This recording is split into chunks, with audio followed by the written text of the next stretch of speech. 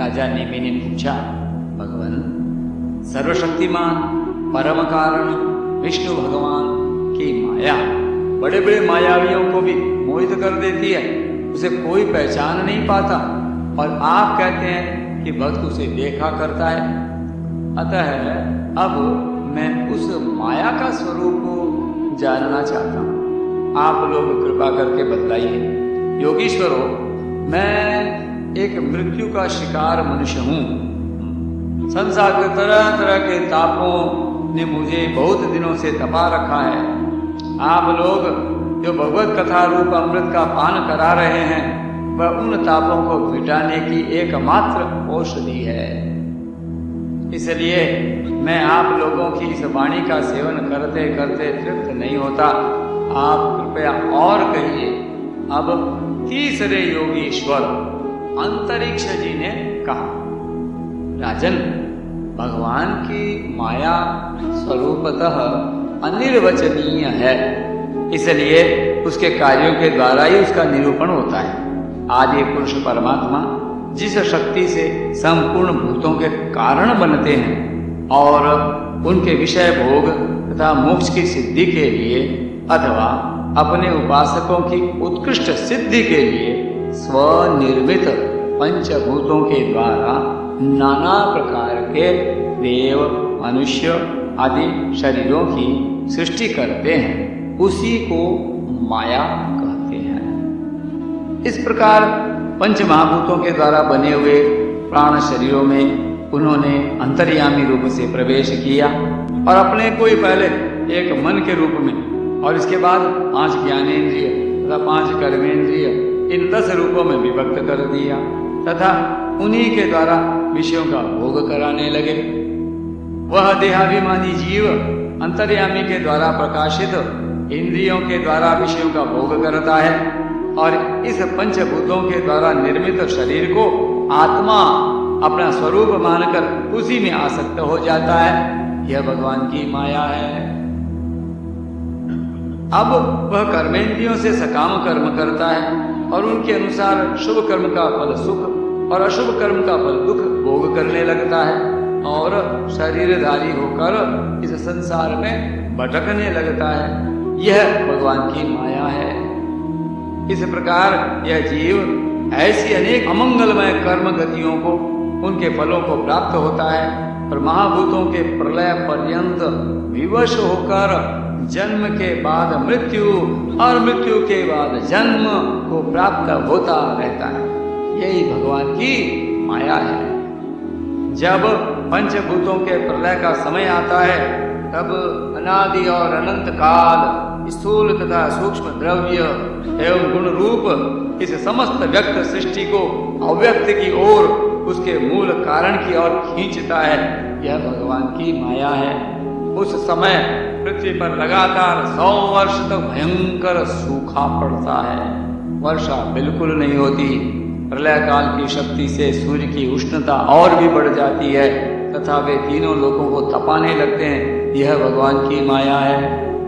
उस समय शेषनाग संकर्षण के मुंह से आग की प्रचंड लपटें निकलती हैं और वायु की प्रेरणा से वे लपटें पाताल लोक से जलाना आरंभ करती हैं तथा और भी ऊंची ऊंची होकर चारों ओर फैल जाती है। यह भगवान की माया है। इसके बाद प्रलयकालीन सांवर्तक मेघगण हाथी की सूंड के समान मोटी मोटी धाराओं से 100 वर्ष तक बरसता रहता है। उससे यह विराट ब्रह्मांड जल में डूब जाता है। यह भगवान की माया है। राजन, उस समय जैसे बिना ईंधन के आग बुझ जाती है, वैसे ही विराट पुरुष ब्रह्मा अपने ब्रह्मांड शरीर को छोड़कर सूक्ष्म स्वरूप अव्यक्त में लीन हो जाते हैं। यह भगवान की माया है। वायु पृथ्वी की गंध खींच लेती है, इससे वह जल के रूप में हो जाती है और जब वही वायु जल के रस को खींच लेती है, तब वह जल अपना कारण अग्नि बन जाता है। यह भगवान की माया है। जब अंधकार अग्नि का रूप छीन लेता है, तब वह अग्नि वायु में लीन हो जाती है और जब अवकाश रूप आकाश वायु की स्पर्श शक्ति छीन लेता है, तब वह आकाश में लीन हो जाता है। यह भगवान की माया है। राजन, तदनंतर काल रूप ईश्वर आकाश के शब्द गुण को हरण कर लेता है, जिससे वह तामस अहंकार में लीन हो जाता है। इंद्रियां और बुद्धि राजस अहंकार में लीन होती हैं। मन सात्विक अहंकार से उत्पन्न देवताओं के साथ सात्विक अहंकार में प्रवेश कर जाता है तथा अपने 3 प्रकार के कार्यों के साथ अहंकार महत्त्व में लीन हो जाता है और महत्त्व प्रकृति में और प्रकृति ब्रह्म में लीन हो जाती है। फिर इसी के उल्टे क्रम से सृष्टि होती है। यह भगवान की माया है। यह सृष्टि, स्थिति और संहार करने वाली त्रिगुणमयी माया है। इसका हमने आपसे वर्णन किया है। अब आप और क्या सुनना चाहते हैं? राजा निमि ने पूछा, महर्षि जी, इस भगवान की माया को पार करना उन लोगों के लिए तो बहुत ही कठिन है जो अपने मन को वश में नहीं कर पाए। अब आप कृपा करके यह बतलाइए कि जो लोग शरीर आदि में आत्मबुद्धि रखते हैं तथा जिनकी समझ मोटी है, वे भी अनायास ही इसे कैसे पार कर सकते हैं? अब चौथे योगेश्वर प्रबुद्ध जी बोले, राजन, स्त्री पुरुष संबंध आदि बंधनों में बंधे हुए संसारी मनुष्य सुख की प्राप्ति और दुख की निवृत्ति के लिए बड़े बड़े कर्म करते रहते हैं। जो पुरुष माया के पार जाना चाहता है, उसको विचार करना चाहिए कि उनके कर्मों का फल किस प्रकार विपरीत होता जाता है। वे सुख के बदले दुख पाते हैं और दुख निवृत्ति के स्थान पर दिनों दिन दुख बढ़ता ही जाता है। कर्माण्यरभमाणानां दुःखहत्यै सुखाय च पश्येत् पाक विपर्यासम मिथुनीचारिणां नृणाम। एक धन को ही लो, इससे दिन पर दिन दुख बढ़ता ही है। इसको पाना भी कठिन है और यदि किसी प्रकार धन मिल भी जाए तो आत्मा के लिए तो यह मृत्यु स्वरूप ही है। जो इसकी उलझनों में पड़ जाता है वह अपने आप को भूल जाता है। इसी प्रकार घर, पुत्र, स्वजन संबंधी, पशुधन आदि भी अनित्य और नाशवान ही हैं। यदि कोई इन्हें जुटा भी ले तो इनसे क्या सुख शांति मिल सकती है? इसी प्रकार जो मनुष्य माया से पार जाना चाहता है उसे यह भी समझ लेना चाहिए कि मरने के बाद होने वाले लोक परलोक भी ऐसे ही नाशवान हैं, क्योंकि इस लोक की वस्तुओं के समान वे भी कुछ सीमित कर्मों के सीमित फल मात्र हैं। वहां भी पृथ्वी के छोटे छोटे राजाओं के समान बराबर वालों से रोड अथवा लाग डांट रहती है और अधिक ऐश्वर्य और सुख वालों के प्रति छिद्रान्वेषण, ईर्ष्या, द्वेष का भाव रहता है और कम सुख और ऐश्वर्य वालों के प्रति घृणा रहती है। एवं कर्मों का फल पूरा हो जाने पर वहां से पतन तो होता ही है, उसका नाश निश्चित है। तो नाश का भय वहां भी नहीं छूट पाता। इसलिए जो परम कल्याण का जिज्ञासु हो उसे गुरुदेव की शरण लेनी चाहिए। गुरुदेव ऐसे हों जो शब्द ब्रह्म, वेदों के पारदर्शी विद्वान हों, जिससे वे ठीक ठीक समझा सकें और साथ ही परब्रह्म में परिनिष्ठित तत्वज्ञानी भी हों, ताकि अपने अनुभव के द्वारा प्राप्त हुई रहस्य की बातों को बता सकें। उनका चित्त शांत हो, व्यवहार के प्रपंच में विशेष प्रवृत्त न हो। जिज्ञासु को चाहिए कि गुरु को ही अपना परम प्रियतम आत्मा और इष्ट देव माने, उनके निष्कपट भाव से सेवा करे और उनके पास रहकर भागवत धर्म की, भगवान को प्राप्त कराने वाले भक्ति भाव के साधनों की क्रियात्मक शिक्षा ग्रहण करे। इन्हीं साधनों से सर्वात्मा एवं भक्त को अपने आत्मा का दान करने वाले भगवान प्रसन्न होते हैं। पहले शरीर, संतान आदि में मन की अनासक्ति सीखे। फिर भगवान के भक्तों से प्रेम कैसा करना चाहिए यह सीखे। इसके पश्चात प्राणियों के प्रति यथा योग्य दया, मैत्री और विनय की निष्कपट भाव से शिक्षा प्राप्त करे।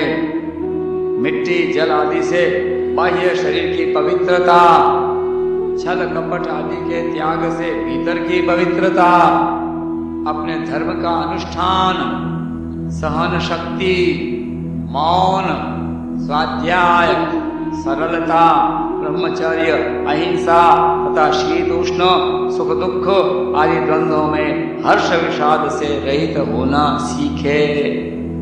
सर्वत्र अर्थात समस्त देश, काल और वस्तुओं में चेतन रूप से आत्मा और नियंता रूप से ईश्वर को देखना। एकांत सेवन, यही मेरा घर है, ऐसा भाव न रखना। गृहस्थ हो तो पवित्र वस्त्र पहनना और त्यागी हो तो फटे पुराने पवित्र चीथड़े। जो कुछ प्रारब्ध के अनुसार मिल जाए उसी में संतोष करना सीखे। भगवान की प्राप्ति का मार्ग बतलाने वाले शास्त्रों में श्रद्धा और दूसरे किसी भी शास्त्र की निंदा न करना।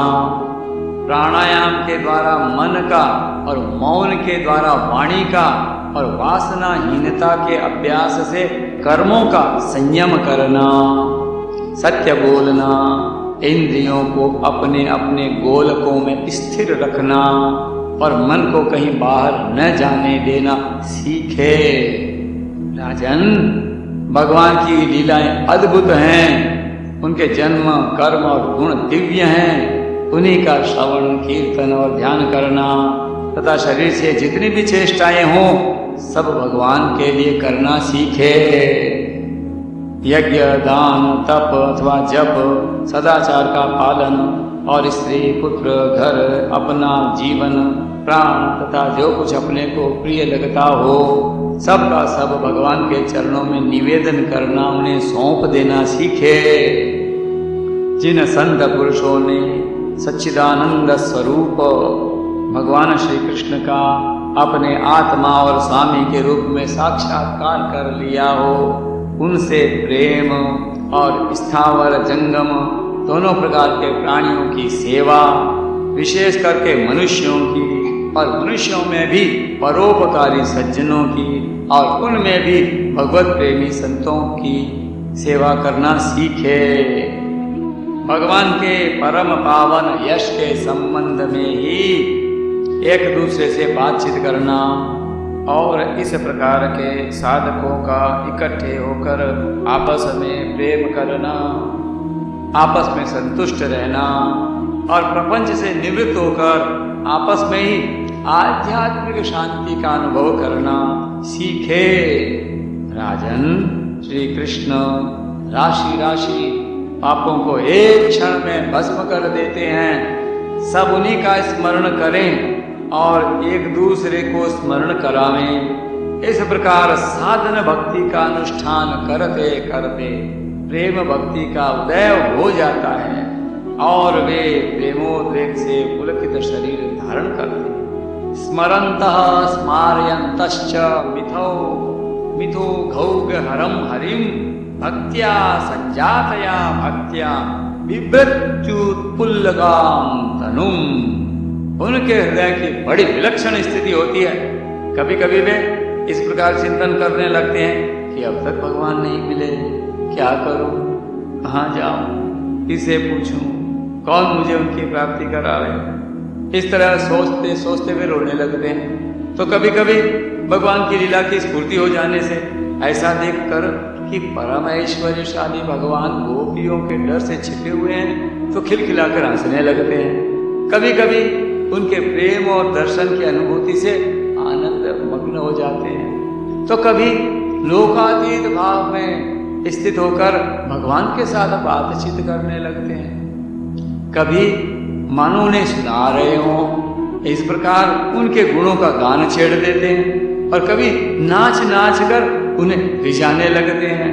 कभी कभी उन्हें अपने पास न पाकर इधर उधर ढूंढने लगते हैं। और कभी कभी उनसे एक होकर उनकी सन्निधि में स्थित होकर परम शांति का अनुभव करते हैं और चुप हो जाते हैं। क्वचित् रुदन्त्यच्युत चिन्तया क्वचित् हसन्ति नन्दन्ति वदन्त्य लौकिकाः नृत्यन्ति गायन्ति अनुशील्यन्त्यजं भवन्ति तूष्णीं परमेत्य निर्वृताः। राजन, जो इस प्रकार भागवत धर्मों की शिक्षा ग्रहण करता है उसे उनके द्वारा प्रेम भक्ति की प्राप्ति हो जाती है और वह भगवान नारायण के परायण होकर उस माया को अनायास ही पार कर जाता है, जिसके पंजे से निकलना बहुत ही कठिन है। राजा निमि ने पूछा, महर्षियों, आप लोग परमात्मा का वास्तविक स्वरूप जानने वालों में सर्वश्रेष्ठ हैं, इसलिए मुझे यह बतलाइए कि जिस परब्रह्म परमात्मा का नारायण नाम से वर्णन किया जाता है उनका स्वरूप क्या है।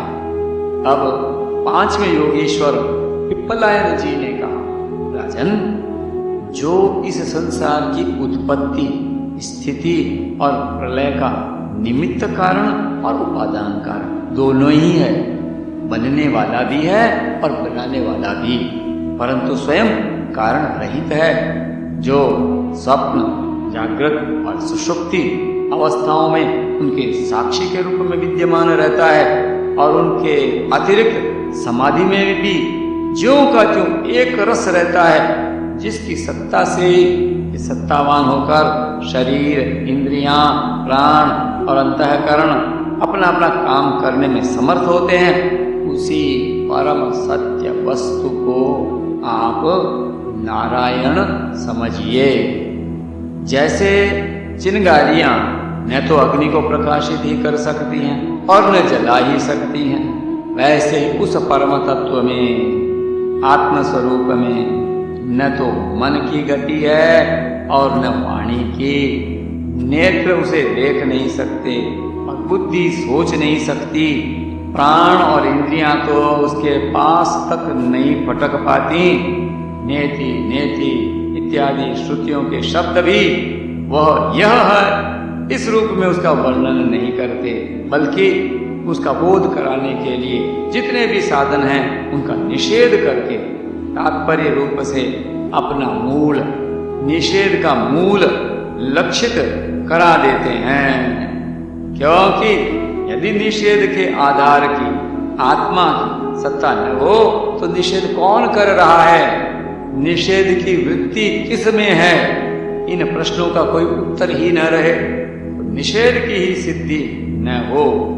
जब सृष्टि न ही थी तब केवल एक वही था।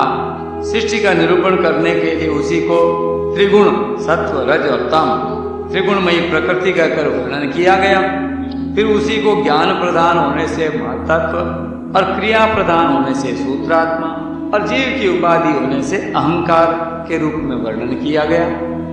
वास्तव में जितनी भी शक्तियां हैं, चाहे वे इंद्रियों के अधिष्ठात्री देवताओं के रूप में हो, चाहे इंद्रियों के, उनके विषयों के अथवा विषयों के प्रकाश के रूप में हो, सबका सब वह ब्रह्म ही है।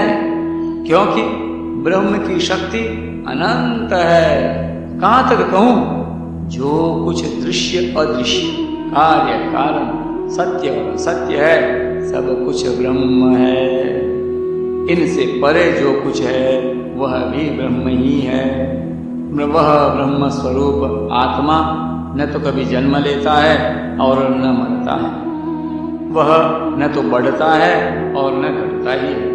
जितने भी परिवर्तनशील पदार्थ हैं, चाहे वे क्रिया, संकल्प और उनके अभाव के रूप में ही क्यों न हो, सबकी भूत, भविष्यत और वर्तमान सत्ता का वह साक्षी है।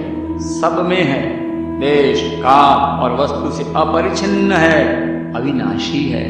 वह उपलब्धि करने वाला अथवा उपलब्धि का विषय नहीं है, केवल उपलब्धि स्वरूप, ज्ञान स्वरूप है। जैसे प्राण तो एक ही रहता है, परंतु स्थान भेद से उसके अनेक नाम हो जाते हैं, वैसे ही ज्ञान एक होने पर भी इंद्रियों के सहयोग से उसमें अनेकता की कल्पना हो जाती है। जगत में 4 प्रकार के जीव होते हैं। अंडा फोड़कर पैदा होने वाले पक्षी, सांप आदि, नाल में बंधे हुए पैदा होने वाले पशु और मनुष्य, धरती फोड़कर निकलने वाले वृक्ष वनस्पति, और पसीने से उत्पन्न होने वाले खटमल आदि। इन सभी जीव शरीरों में प्राण शक्ति जीव के पीछे लगी रहती है। शरीरों के भिन्न भिन्न होने पर भी प्राण एक ही रहता है। सुषुप्ति अवस्था में जब इंद्रियां निश्चेष्ट हो जाती हैं, अहंकार भी सो जाता है, लीन हो जाता है, अर्थात लिंग शरीर नहीं रहता, उस समय यदि कूटस्थ आत्मा भी न हो तो इस बात के पीछे से स्मृति ही कैसे हो कि मैं सुख से सोया था। तो पीछे होने वाली यह स्मृति उस समय आत्मा के अस्तित्व को प्रमाणित करती है। जब भगवान कमल नाभ के चरण कमलों को प्राप्त करने की इच्छा से तीव्र भक्ति जब की जाती है, तब वह भक्ति ही अग्नि की भांति एक गुण और कर्मों से उत्पन्न हुए चित्त के सारे मलों को जला डालती है। जब चित्त शुद्ध हो जाता है तब आत्म तत्व का साक्षात्कार हो जाता है। जैसे नेत्रों के निर्विकार हो जाने पर सूर्य के प्रकाश की अनुभूति प्रत्यक्ष होने लगती है। राजा नेमि ने पूछा, योगीश्वरों, अब आप लोग हमें कर्मयोग का उपदेश कीजिए, जिसके द्वारा शुद्ध होकर मनुष्य शीघ्रातिशीघ्र परम नैष्कर्म्य अर्थात कर्तृत्व, कर्म और कर्म फल की निवृत्ति करने वाला ज्ञान प्राप्त होता है। एक बार यही प्रश्न मैंने अपने पिता महाराज इक्ष्वाकु के सामने ब्रह्मा जी के मानस पुत्र सनकादि ऋषियों से पूछा था, परंतु उन्होंने सर्वज्ञ होने पर भी मेरे प्रश्न का उत्तर न दिया। इसका क्या कारण था? कृपा करके मुझे बतलाइए। अब छठे योगेश्वर आविर्होत्र जी ने कहा, राजन, कर्म शास्त्र विहित, अकर्म निषिद्ध और विकर्म विहित का उल्लंघन, ये तीनों एकमात्र वेद के द्वारा जाने जाते हैं। इनकी व्यवस्था लौकिक रीति से नहीं होती। वेद अपौरुषेय हैं, ईश्वर रूप हैं, इसलिए उनके तात्पर्य का निश्चय करना बहुत कठिन है। इसी से बड़े बड़े विद्वान भी उनके अभिप्राय का निर्णय करने में भूल कर बैठते हैं। इसी से तुम्हारे बचपन की ओर देखकर तुम्हें अनधिकारी समझकर सनकादि ऋषियों ने तुम्हारे प्रश्न का उत्तर नहीं दिया। यह वेद परोक्षवादात्मक है, जिसमें शब्दार्थ कुछ और मालूम दे और तात्पर्यार्थ कुछ और हो, उसे परोक्षवाद कहते हैं। यह कर्मों की निवृत्ति के लिए कर्म का विधान करता है। जैसे बालक को मिठाई आदि का लालच देकर औषध खिलाते हैं, वैसे ही यह अनभिज्ञों को स्वर्ग आदि का प्रलोभन देकर श्रेष्ठ कर्म में प्रवृत्त करता है। जिसका अज्ञान निवृत्त नहीं हुआ है, जिसकी इंद्रियां वश में नहीं है, वह यदि मनमाने ढंग से वेदोक्त कर्मों का परित्याग कर देता है तो वह विहित कर्मों का आचरण न करने के कारण विकर्म रूप अधर्म ही करता है। इसलिए वह मृत्यु के बाद फिर मृत्यु को प्राप्त होता है। इसलिए फल की अभिलाषा छोड़कर और विश्वात्मा भगवान को समर्पित कर जो वेदोक्त कर्मों का ही अनुष्ठान करता है, उसे कर्मों की निवृत्ति से प्राप्त होने वाली ज्ञान रूप सिद्धि मिल जाती है। जो वेदों में ये स्वर्ग आदि रूप फल का वर्णन है, उसका तात्पर्य फल की सत्यता में नहीं है, वह तो कर्मों में रुचि उत्पन्न कराने के लिए है। राजन, जो पुरुष चाहता है कि शीघ्र से शीघ्र मेरे ब्रह्म स्वरूप आत्मा की हृदय ग्रंथि मैं और मेरे की कल्पित गांठ खुल जाए, उसे चाहिए कि वह वैदिक और तांत्रिक दोनों ही पद्धतियों से भगवान की आराधना करे। पहले सेवा आदि के द्वारा गुरुदेव की दीक्षा प्राप्त करे, फिर उनके द्वारा अनुष्ठान की विधि सीखे। अपने को भगवान की जो मूर्ति प्रिय लगे, अभिष्ट जान पड़े, उसी के द्वारा पुरुषोत्तम भगवान की पूजा करे। बाल कृष्ण लाल की जय, चार भुजानाथ की जय, मोर मुकुट बंशी वाले की जय। तो पहले स्नान आदि से शरीर और संतोष आदि से अंतःकरण को शुद्ध करे। इसके बाद भगवान की मूर्ति के सामने बैठकर प्राणायाम आदि के द्वारा भूत शुद्धि नाड़ी शोधन करे। तत्पश्चात विधि पूर्वक मंत्र देवता आदि के न्यास से अंग रक्षा करके भगवान की पूजा करे। पहले पुष्प आदि पदार्थों का जंतु आदि निकाल कर पृथ्वी को सम्मार्जन आदि से अपने को अव्यग्र होकर और भगवान की मूर्ति को पहले ही की पूजा के लगे हुए पदार्थों के छादन आदि से पूजा के योग्य बनाकर फिर आसन पर मंत्रोच्चारण पूर्वक जल छिड़क कर पाद्य अर्घ्य आदि पात्रों को स्थापित करें। तदनंतर एकाग्र चित्त होकर हृदय में भगवान का ध्यान करके फिर उसे सामने की श्री मूर्ति में चिंतन करे।